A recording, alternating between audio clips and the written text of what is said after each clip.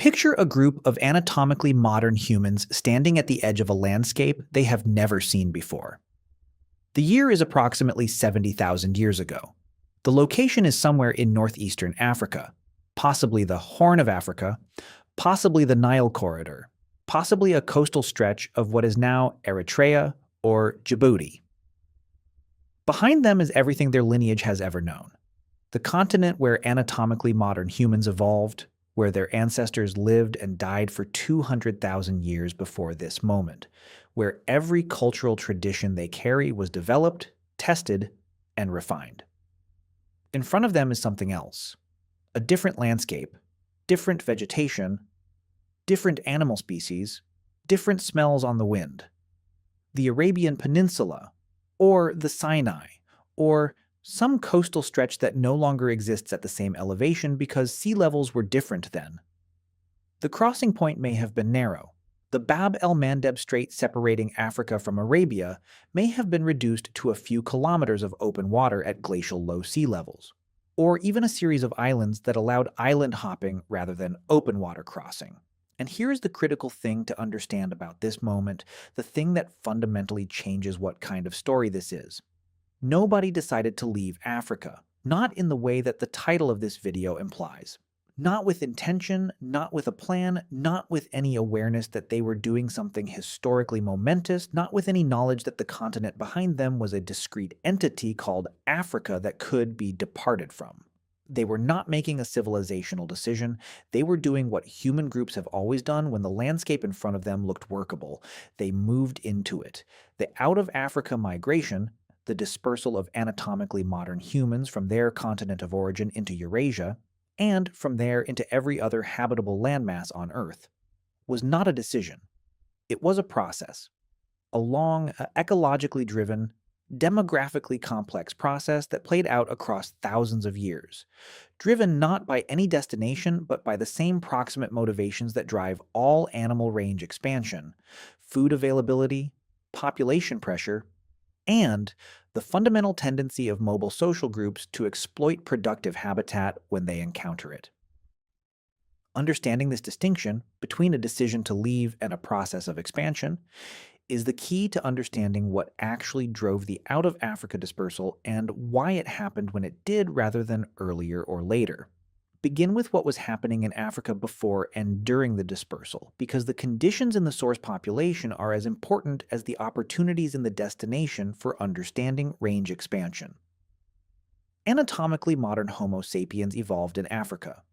The oldest fossils with modern anatomy come from Jebel Irhoud in Morocco, dated to approximately 300,000 years ago, though the transition from archaic to modern anatomy was gradual, and the African fossil record shows regional variation rather than a single origin point.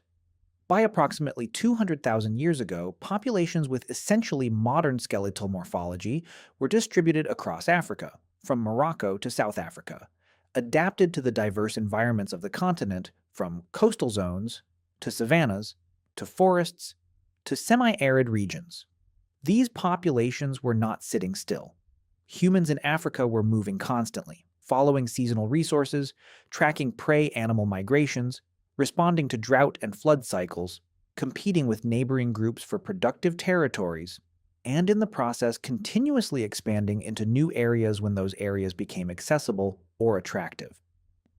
The within Africa movement of modern human populations was the same ecological process that eventually produced movement out of Africa.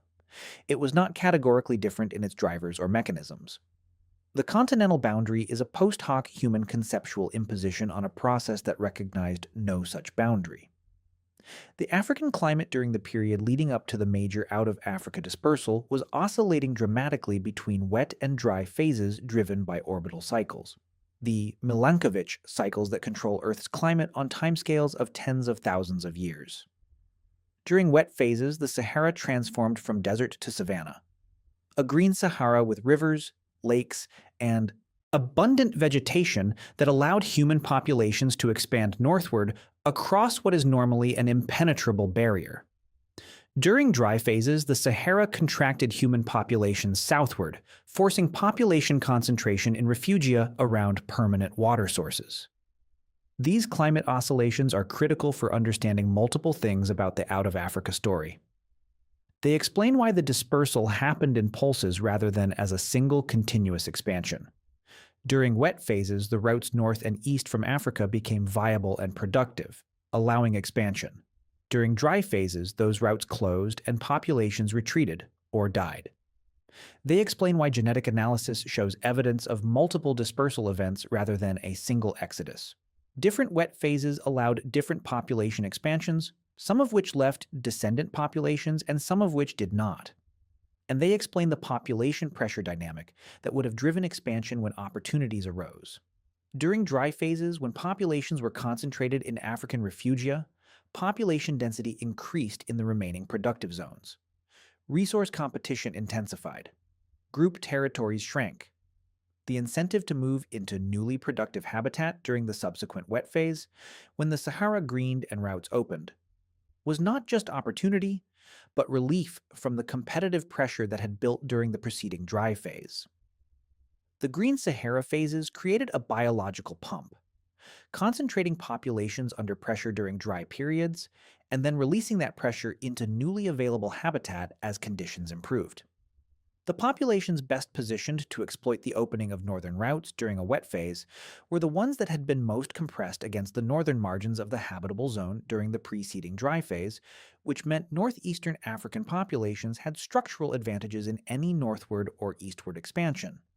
The coastal ecology factor deserves extended consideration because the coastal route, not through the Sahara but around it, along the East African coast and into the Arabian Peninsula across the narrow southern strait, appears to have been a primary dispersal pathway. And coastal ecology explains both why this route was attractive and why the populations using it could sustain long-distance movement without the specialized resource knowledge that interior environments would have required. Coastal environments are among the most productive in any ecosystem.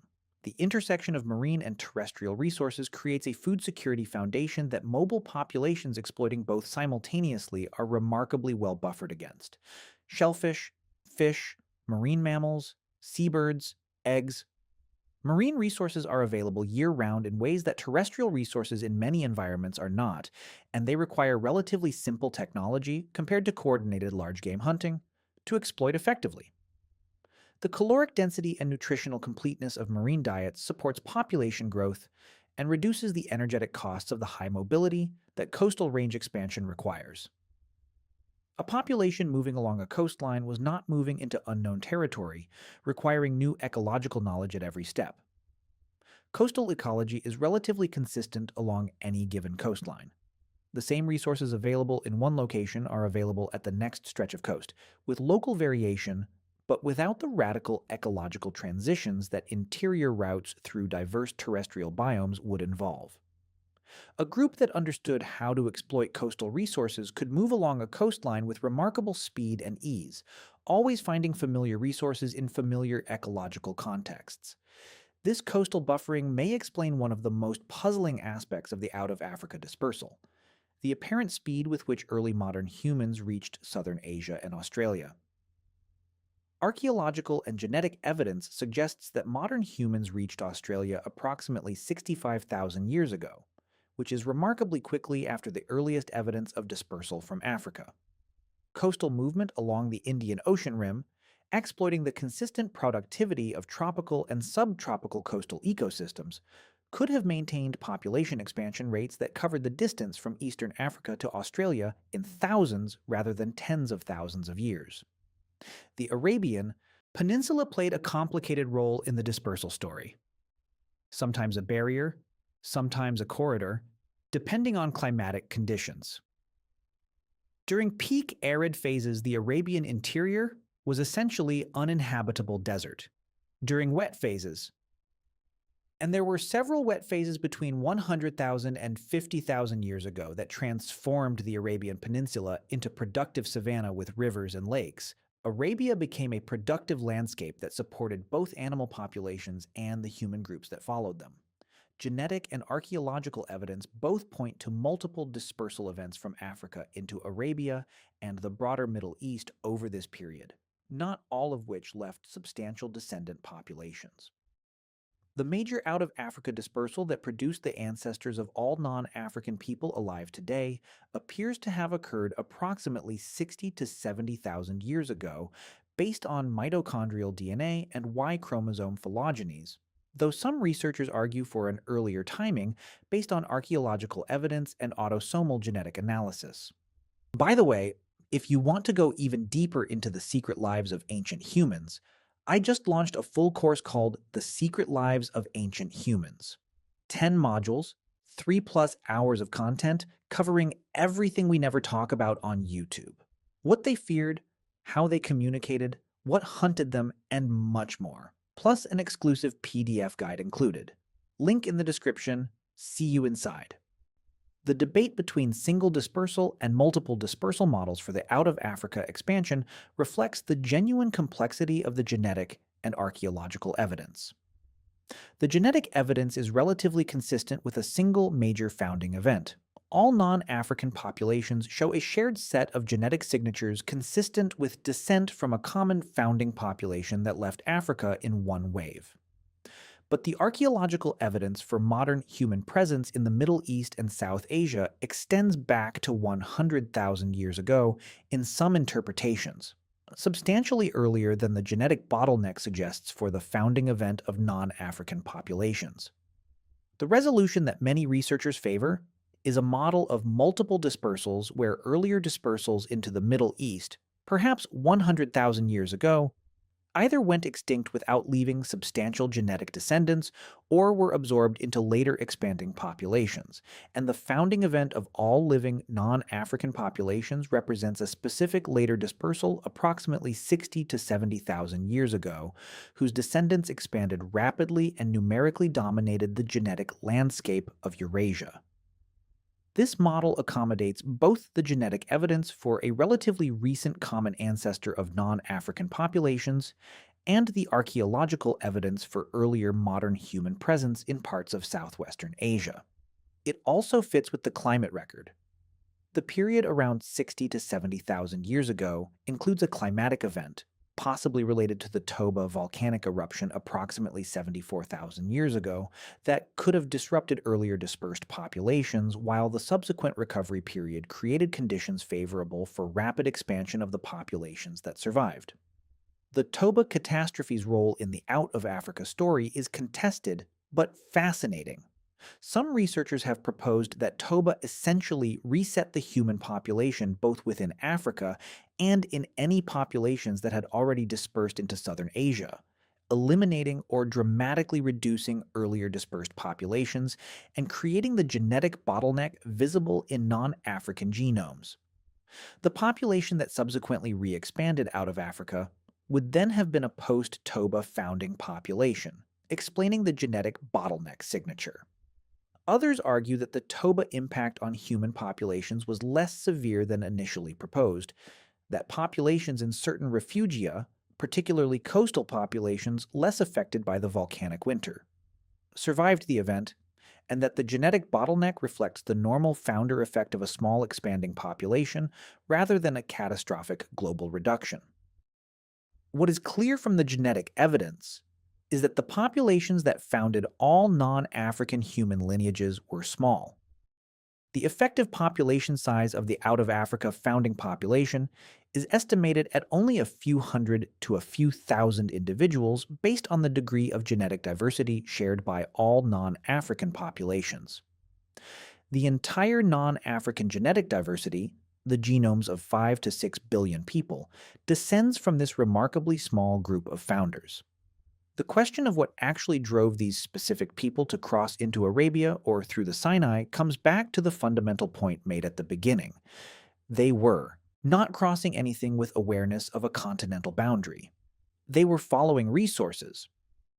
The Levantine Corridor, the arc of productive landscape connecting northeastern Africa through the Sinai and into the Middle East, was not a dramatic geographic crossing, but a continuous productive landscape that drew populations northward during wet phases exactly as similar landscape draws any mobile forager population toward productive territory. The incentive structure for range expansion in mobile forager populations is straightforward. Groups that are at the productive edge of their range, where resources are adequate but not abundant, where competition with neighboring groups is intense, where the habitat toward which they are expanding looks similar to or more productive than their current location, expand.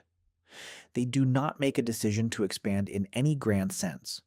They make 100 small decisions to camp a bit further along the valley, to follow the prey herd one more day's journey, to explore what is on the other side of the ridge. The cumulative effect of these small decisions made by thousands of individuals across dozens of generations is range expansion that can cover enormous distances without any individual ever making a decision that would be recognizable as a migration. The psychological drivers of this expansion, the human tendency toward curiosity, toward exploration, toward pushing into unfamiliar territory, are worth acknowledging as genuine factors rather than simply reducing the dispersal to mechanical response to resource gradients. Human curiosity about what lies beyond the current horizon is documented across every culture ever studied, expressed in myth and exploration, and the consistent pattern of humans pushing into new territory whenever the opportunity and capability are present. This cognitive curiosity dimension does not operate independently of ecological drivers. Curiosity about what lies beyond the ridge is most likely to translate into actual crossing of the ridge when the resource conditions on the current side are less than optimal and when the group has sufficient population health and cohesion to attempt the crossing. But it does mean that the out-of-Africa dispersal was not purely mechanical ecological drift. It had a cognitive component, the human tendency to explore, to extend the known world, to satisfy the question of what is over there, that may have made expansion happen faster and at smaller resource differentials than a pure optimization model would predict. Once the initial dispersal had produced populations in the Middle East and South Asia, the expansion continued through the same process. Populations at the expanding frontier in relatively empty or lightly occupied territory with lower intergroup competition than the African source populations would have experienced higher per capita resource availability and consequently higher population growth rates. Higher population density at the frontier would have repeatedly created the conditions for further expansion. Groups splitting, and one component moving into new territory while the other remained in the now established range. This frontier expansion model explains the rapidity of the global dispersal. From the initial out-of-Africa crossing to occupation of Australia in roughly 5,000 to 10,000 years, with subsequent expansion into Europe by 45,000 years ago, and into the Americas by 15,000 to 20,000 years ago. The speed is consistent with a relatively modest annual range expansion rate that compounds over thousands of years across productive landscapes. The populations that stayed in Africa during and after the out-of-Africa dispersal were not a static remnant group. African populations continued evolving, diversifying, and moving within the continent, and the genetic diversity within Africa today substantially exceeds the genetic diversity of all non-African populations combined, a consequence of the founding bottleneck that reduced non-African diversity and the much larger effective population size that African populations maintained throughout this period. The relationship between dispersing populations and archaic human species they encountered outside Africa, Neanderthals in Europe and Western Asia, Denisovans in Central and Eastern Asia, and possibly other archaic populations not yet identified, was not a simple story of replacement. Ancient DNA analysis has demonstrated that interbreeding occurred between dispersing modern humans and these archaic populations, with 1 to 4% of the genomes of modern non-African people deriving from Neanderthal ancestry, and additional Denisovan ancestry in populations from South and Southeast Asia and Oceania. This interbreeding was not incidental. It provided modern human populations with genetic variants that the archaic populations had developed through long residence in the Eurasian environments that the expanding modern humans were entering. Immune system genes adapted to Eurasian pathogens, physiological adaptations to high altitude, cold adaptation genes that improved fitness in northern latitudes. The genetic contributions of these archaic populations to their modern human successors represent a form of adaptive introgression, acquiring locally beneficial genetic adaptations through interbreeding rather than through independent evolution. The question posed in the title, "Why did ancient humans decide to leave Africa?" has now been answered in full with appropriate complexity. They did not decide. Nobody announced to their group that they were departing Africa for parts unknown. Nobody chose the destination. Nobody understood what they were doing in the terms we would use to describe it from the outside.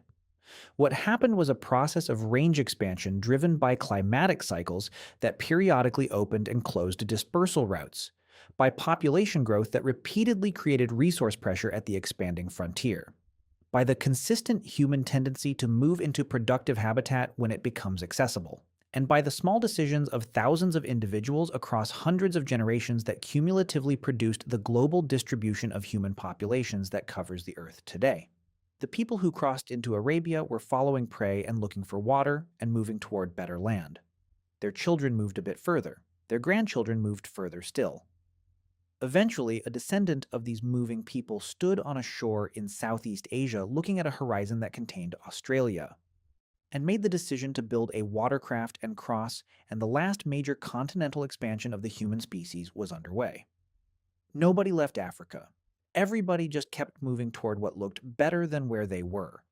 The entire story of how humans spread across the planet fits inside that single human tendency, the one you still feel when you look at an unexplored road or an unfamiliar horizon and feel, without being able to explain it, the pull to see what is over there. It has always been there. It always led somewhere. It led everywhere.